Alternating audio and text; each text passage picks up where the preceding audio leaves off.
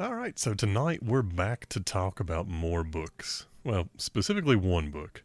And this time we're going down the more indie small author route. And the book we'll be talking about tonight is Recipes for an Unexpected Afterlife by Deston Mundon. All right, right off the bat, highly recommend. Shouldn't be that surprising at this point. More or less, if you're clicking into my videos, I'm giving you a review of something that I've probably enjoyed. Some things may be a little bit less than others, but for the most part, I'm not going to put out content on stuff I don't like because I'm not going to finish reading it, so it won't get the time to actually tell you that it's bad. Now, this book, I didn't know what to expect whenever I ordered it. I was just browsing through TikTok, and Mr. Munden actually has a TikTok himself, and that's how I come across this. Was pretty much an ad of his. But the title caught me kind of off guard. I've never heard another title like that, Recipes for an Unexpected Afterlife. My family has always been really big about cooking and enjoying spending time in the kitchen together and doing that type of stuff. So, it caught my attention. And I thought, why not? Let's take a look at what the synopsis is. So, let me read the synopsis for you at this point. Rotgor is worn out, literally, barely held together by dark magic. He has protected Necropolis for centuries. When he's forced into retirement, he's faced with a new challenge, to forge a future guided not by obligation, but by passion. Following his heart and stomach, he decides to open a restaurant where the city's undead and living residents can share food and community. He's helped in his quest by an unlikely assortment of neighbors, including elves, skeletons, vampires, and a young orphan girl named Astra, whose ancestry, if discovered, could put her and all of Necropolis in danger. To protect Astra and the life he's building, Rotgor must face his past and form new alliances built on friendship, loyalty, and love. As comforting as warm pumpkin bread, this gentle fantasy traces how even a dark history can rise into a bright future. Now, this is what falls into the category of cozy fantasy, which shouldn't be a terrible surprise given the fact the publisher is Cozy Quill, which is apparently an imprint that specializes in cozy literature. That is something that I have never actually delved into before myself. Not normally going after cozy things. I'm usually looking for high conflict or just really bizarre. Like, realistically, a lot of what I actually find myself drawn to is pretty dark. So I was just curious. And it's outside my normal wheelhouse while also still being firmly inside of it. Like, right now I've been working on live streaming, going through the main campaign of Midnight in World of Warcraft, which the first time I've had time to delve back into it in a while, but it works out pretty well because the main character in this book is a Death Knight. Not quite the same type of Death Knight, but similar idea. So I'm pretty well versed in fantasy. It's my favorite genre, familiar with all the tropes and whatnot that pop up in fantasy, which still are pretty similar to tropes that pop up in other literature, but not cozy stuff. And so I was like, okay, we'll give this a shot, see how it goes, see what this whole cozy thing is all about. And I am so happy I did. I kept telling my wife as I was reading through this, man, this is an excellent example of well-written prose. Like, just the book itself is well written. It is enjoyable to actually read the way that he composes the sentences and actually gets the whole picture put together.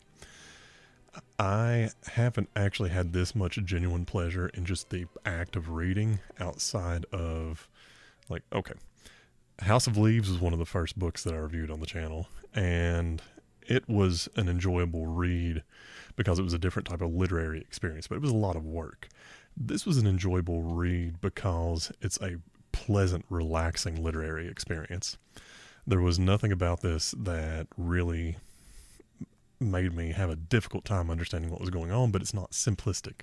It's still what I would more describe as prose, and I know that's a technical term that can be applied to pretty much any actual full-length novel, but for me, you only really break it out when you're talking about something that has clearly been thought over, and the word structuring and ordering and everything has actually had clear direction to it. I wouldn't be terribly surprised if I found out that Mr. Munden actually spends some time writing poetry, because this was just an enjoyable book to me. Now, fair warning. I'm guessing this is true of a lot of cozy fiction, but about 2/3 or more of this book is almost purely character building. But that's kind of what I wanted. Just reading the synopsis on the back, figuring out how that relates to cooking, and it seems to me, at least, to clearly imply that this is going to be more about the development of the main character when he's actually trying to collect himself and really look back at his life and what he has done, not, just some action set piece where you're going from place to place to place to place and just constantly being fed a string of events. But this is pleasant. It's just an enjoyable read. And you're more or less, just to give you some context to what's going on, because I try to avoid spoilers in these reviews, but basically what you're doing is you're taking a soldier, and in this case, since he's a death knight, you could say conscripted soldier, except conscripted in the worst way. Like, he was raised from death after being killed by the person that raised him, and more or less forced into slavery, and eventually managed to break free. Now, that's not really part of the story. It's an aspect of his character that it helps you understand. But that whole event series is something that's more or less just kind of put together from them describing, just him remembering things. What it really boils down to is this is basically a story of an ex-soldier going into retirement dealing with PTSD that just so happens to be a creature that allows him to have a long enough lifespan that he basically can live an entire normal lifetime after finishing his job. He was forced into retirement, so he wasn't planning on retiring, and it's partly him having to deal with that.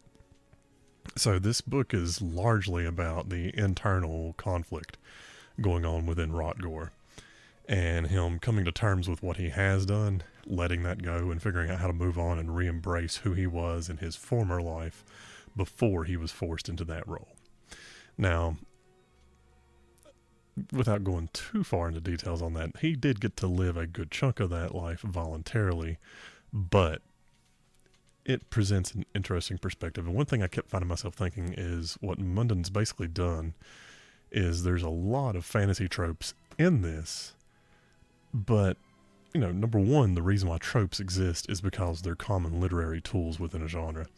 And he has used a couple tropes, but he's used them in a good way. Like, the term trope gets thrown out there a lot as a criticism. What he has actually done is taken a lot of them and put them into a perspective where you're looking at them from a different place than what you normally do. A lot of what's going on in this story is the after effects of what would be the central focus of a different novel.